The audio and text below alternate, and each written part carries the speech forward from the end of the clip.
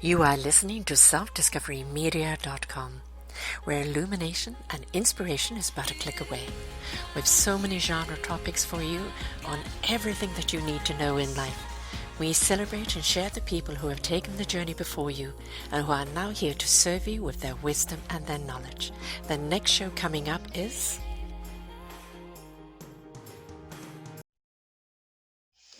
Good morning, good afternoon, good evening, everybody. Welcome back to another edition of Sara's View of Life, right here on selfdiscoverymedia.com on the 10-minute Pearls of Wisdom.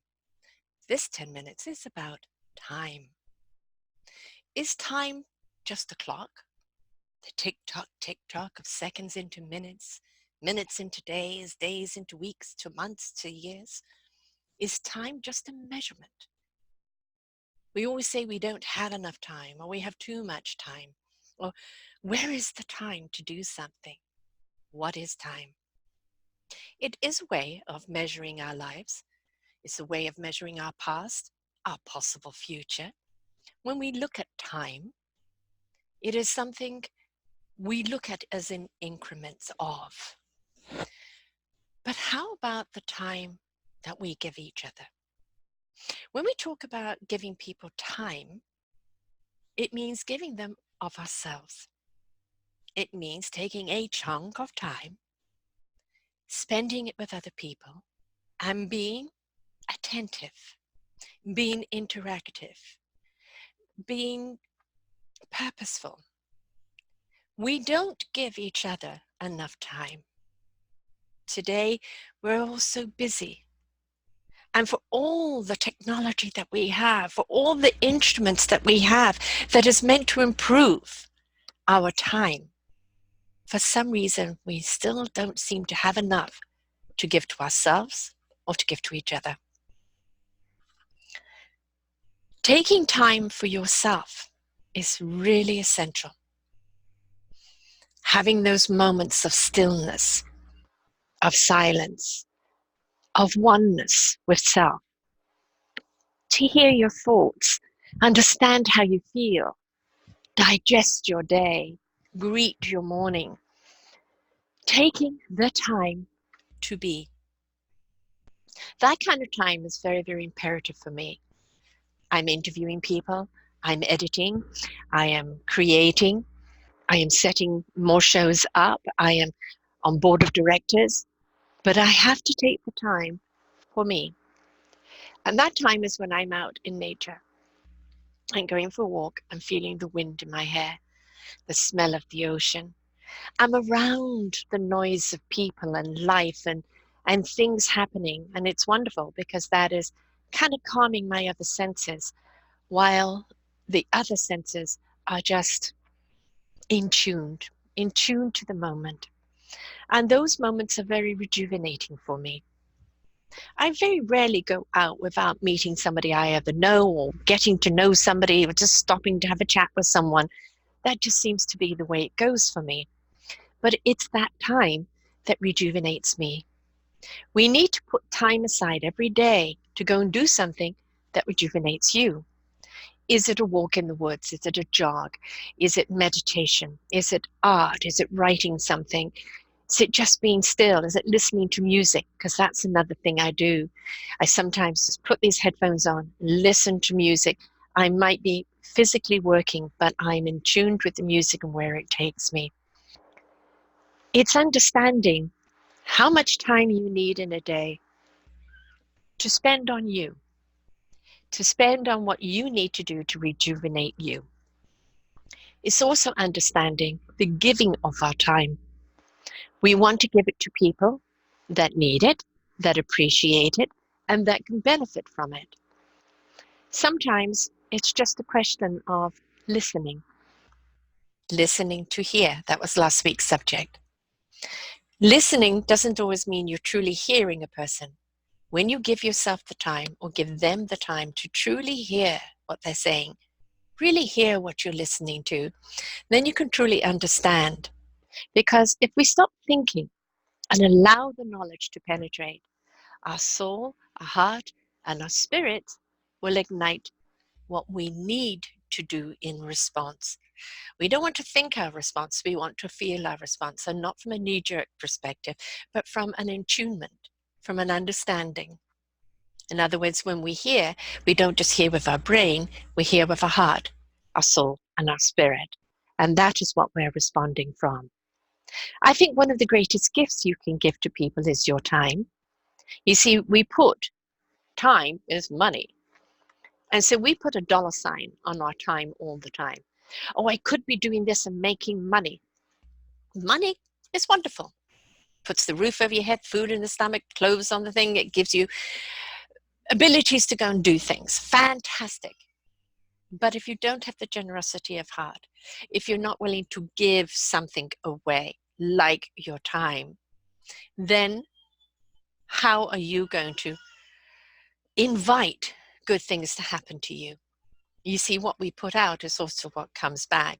And if we put a dollar mark on our time and everything that we do, then other people are going to demand that dollar mark from us and not going to give us any time. Imagine taking time out of your day to sit with someone and have a conversation that's needed, or just spend time with somebody that needs it. You never know where you could be or when or what or how it's going to happen. But spending the time with people, maybe you're the answer that they've been looking for, maybe just the sounding board, or maybe they are listening to you, and maybe the perspective that you come up for each other is something you haven't thought about, and it's invaluable. You couldn't buy it from someone. It came out naturally because you gave each other the time. Now, it doesn't matter who you are or where you are in the world, 24 hours a day is what we all get. 7 days a week, 4 weeks a month, 12 months a year. Everybody's on the same time schedule. We may have different time schedules as to when we work or how we conduct our lives in that 24-hour period. How we manage that time is very, very imperative to our well-beingness, because if we don't manage it properly, we get stressed out, and then we start feeling frantic and there isn't enough time and I'm taking on too much, or how do I do this and how do I do that? I haven't got enough time. Manage it. Learn to say no to things. Learn to delegate some other things. Learn to say, I am going to do this today because that's what I have the time for, and I'm not going to take on that because I don't have time for it. If you finish this early and now you can take that on, hallelujah. But learn to compartmentalize so that you don't overstress. Also, learn to say, no, I can't right now, I'm too busy. Or learn to say, okay, I can't right now, but let's slot you in and I am going to dedicate that time to you and we will do it then. You see, spending time with people, truly spending time with people, and that means getting off your damn phone, please. You don't spend time with people while you're looking at your phone. You spend time with people looking at them eye to eye, whether it's done through Skype or phone call, or you meet them for coffee or lunch, or whatever it is. Spending time with people, listening to hear, eye contact, the contact of being in presence of each other, inviting interaction. You never know where it's going to go, and you never know what impact it's going to have on someone until it does. The most valuable things that I have learned was when I've given time to people. I cannot afford to support this charity and that charity left, right, and center. I don't earn enough money to do that, but I give my time. I give my time to a lot of causes. I give them a voice right here. I give them support for everything that I do, and I promote that. And that is my contribution because I give that time away. Now, I have had criticism from other people, but you could be making money in that time. And I said, for me, there has to be a balance. I will charge here so that I can afford to give away there. This is free time given away so that this is other time that I can do other things.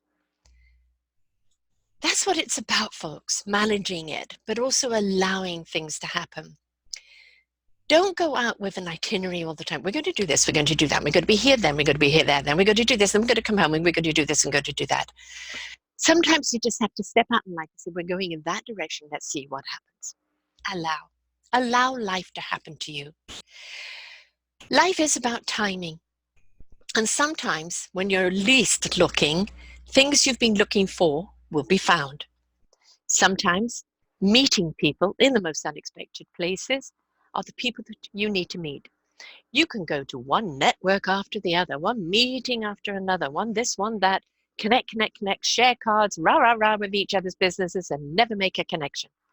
And then now and again, you just run into somebody, whether it's on social media or LinkedIn, or Facebook, or Alignable or Twitter, and you want to have a conversation with that person and say, hey, can we spend a bit of time together? Can we have a chat? And you have a chat and you'll know whether there's a synergy or not.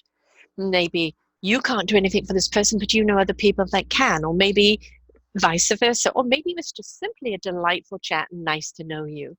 You don't know what's going to come out of things until you allow. But unless you're willing to give the time, you're going to never know. So in your 24 hours a day, have your certain structures, certain things you know that you have to do every day, and allow other time to let things happen to you, to be invitational from the universe of what needs to happen right now. That time where you go out flapping in the wind and see what happens. Or that time where you decide you're going to go and serve a foundation or a charity or an organization, or you're going to give your time. You're going to go there, do whatever's needed, meet whoever's needing to be met, and serve that time in a way that really has an impact on other people's lives. Yes, we're all under the same clock. Tick tock, tick tock. Time is passing by. We're getting older. And we learn who I am today at nearly 65 to who I was at 20, 30, 40, or 50 is a very different person. Time has weathered me. Time has taught me. Time has allowed me to become who I am today. I wouldn't change who I am today. And who am I going to be tomorrow? Only time will tell. But be willing to give each other time. Be willing to give yourself time. Be willing to let time serve you and stop serving it. There's 24 hours in the day. Use them productively. Always leave time for the unexpected, the spontaneity, the quick, impromptu invitation, and allow time for yourself. It's very, very important that you do. And then you will find that life is beautiful flow and that time isn't your enemy. Just as getting older is not your enemy. We can gain as much knowledge as we like in life, but time teaches you the wisdom to know what is relevant. Allow time in all its aspects, in its aging of you, in it helping you grow wiser, in helping you slow down, in helping you tune in helping you connect to yourself and to others. Time isn't your enemy. It's what we do with it that decides how time serves us. So, tick tock, tick tock. Do not let the clock dictate your life, but use your time in a way that is rhythmic and harmonious and serves you and those around you. Until next week, folks, this is Sara Troy. Bye for now. We hope that you enjoyed the show and were inspired to come and visit us at selfdiscoverymedia.com and see what other shows we have for you. And please do visit our selfdiscoverycommunity.org and see how you can be a part of giving back. Thank you very much.